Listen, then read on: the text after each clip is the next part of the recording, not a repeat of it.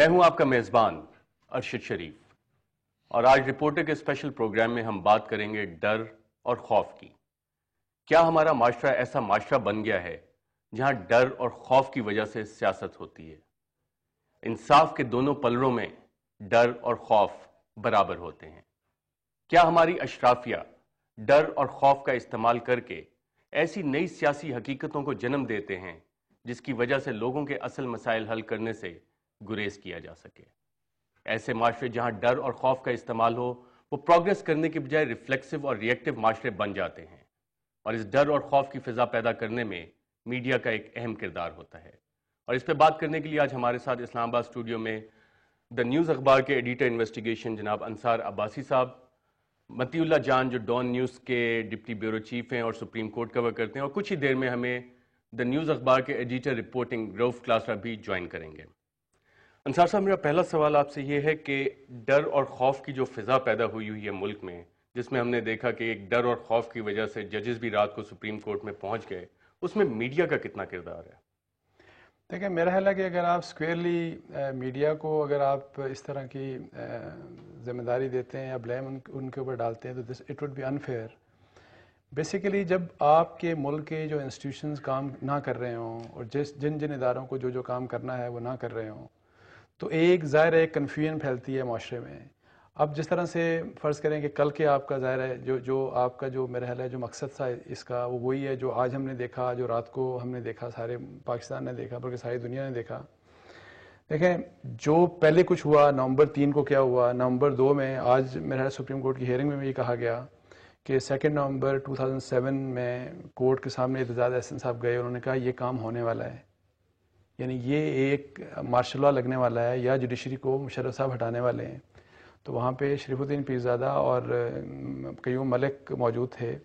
تو انہوں نے کہا نہیں بالکل ہی ایسی کوئی بات ہے ہی نہیں، دیر از نو سچ تھنگ۔ وہ آرکیٹیکٹ تھے، وہ آتھر تھے اس پی سی او کے جو پھر ایک دن بعد انفورس کیا گیا۔ سو مینی ٹائمز، یہ میرا اپنا پرسنل ایکسپیرینس ہے، ہم نے جب جمالی صاحب کی فرض کریں گورنمنٹ گئی، ہم نے ایک دن پہلے میں نے جنرل اس وقت جاوید سے بات کی جو چیف آف سٹاف تھے پریزیڈنٹ مشرف کے، انہوں نے مجھے آن دا ریکارڈ کہا کوئی ایسی بات ہی نہیں ہے، بالکل سب چیزیں سٹیبل ہیں، اور دوسرے دن وہ جمالی صاحب کی گورنمنٹ فارغ ہو گئی۔ سو جب آپ اعتبار نہ کر سکیں، جب ہماری جو اتھارٹیز ہوتی ہیں وہ اپنے آپ کو اس قابل نہیں چھوڑتی کہ ان کے اوپر اعتماد ہی نہ کیا جا سکے، تو پھر یہ اسی طرح ہوتا ہے، اور پھر فیئرز ڈیفینیٹلی ہوتے ہیں۔ فرض کریں کل جب یہ ہوا، جب یہ چلا، میرے پاس میں یہ کہہ سکتا ہوں کہ میرے پاس بھی اس قسم کی انفارمیشن تھی، لیکن میں آپ کو بتاؤں کہ جینوئنلی لوگوں کا کنسرن تھا کہ یہ ہونے جا رہا ہے کچھ، بیکاز ایک ٹیلی ویژن چینل میں ملٹیپل ٹیلی ویژن چینلز میں وہی بات چلی، تو یہ ڈیفینیٹلی ہو جاتا ہے۔ لیکن اس میں ویکنیسز جو ہے نا وہ اس طرف بہت ہیں، یعنی کہ ایڈمنسٹریشن ہو گئی، جس طرح ہماری ایگزیکٹو ہو گئی، ہماری ٹوٹل اوور آل پالیٹکس ہو گئی۔ So you can't blame merely the media for all this. Ansar Abbasi صاحب، آپ نے کہا کہ اس میں ایگزیکٹو بھی قصوروار ہے۔ جب ڈیسیژن میکنگ، فیصلہ کرنے کی آپ کی جو صلاحیتیں ہیں وہ ڈر اور خوف کی وجہ سے آ کے آپ اس میں ریفلیکٹ کریں اور اس طرح کے آپ ایکشن لیں، تو کیا وہ صلاحیتیں مفلوج نہیں ہو جاتی ہیں ایسی کیفیت میں؟ دیکھیں،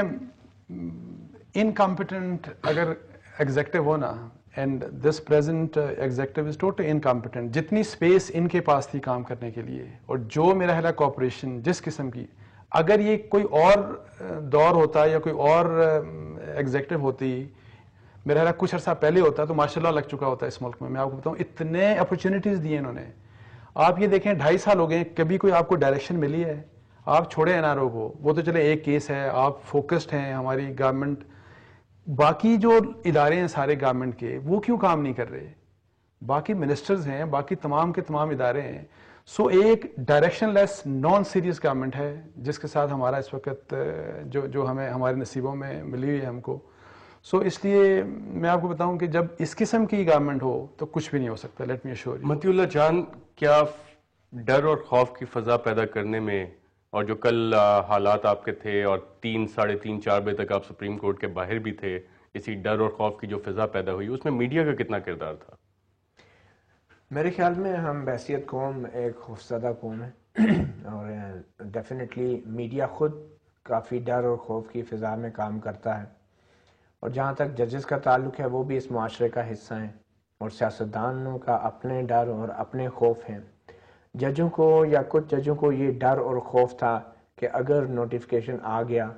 تو ان کو یہ اعتبار اور اعتماد نہیں تھا کہ ان کے وہ ساتھی جج صاحبان جو اس نوٹیفیکیشن سے متاثر نہیں ہوں گے وہ ان کا ساتھ دیں گے یا نہیں. تو یہ ایک عدم اعتماد کی فضا، ایک ڈر اور خوف ججوں میں تھا. حکومت اس ڈر اور خوف میں مبتلا ہے جب سے چیف جسٹس براہ راست سو موٹو نوٹسز لے رہے ہیں، از خود کاروائی کر رہے ہیں کہ نہ جانے چیف جسٹس کب اور کس وقت کیا حکم پاس کر دیں. اب صورتحال یہ ہے حکومت کی کہ جس روز چیف جسٹس آدھی رات کو اجلاس بلاتے ہیں تو حکومت کو اپنے لالے پڑ جاتے ہیں کہ نہ جانے کیا حکم پاس ہو جائے. تو ایک دوسرے سے ڈر اور خوف کی فضا تو قائم ہے، بحیثیت معاشرہ ہمیں خوف کی فضا میں، اور میڈیا بھی علیحدہ سے ایک خوف کی فضا میں رہ رہا ہے. اب جس طرح کے حالات میں میڈیا کام کر رہا ہے،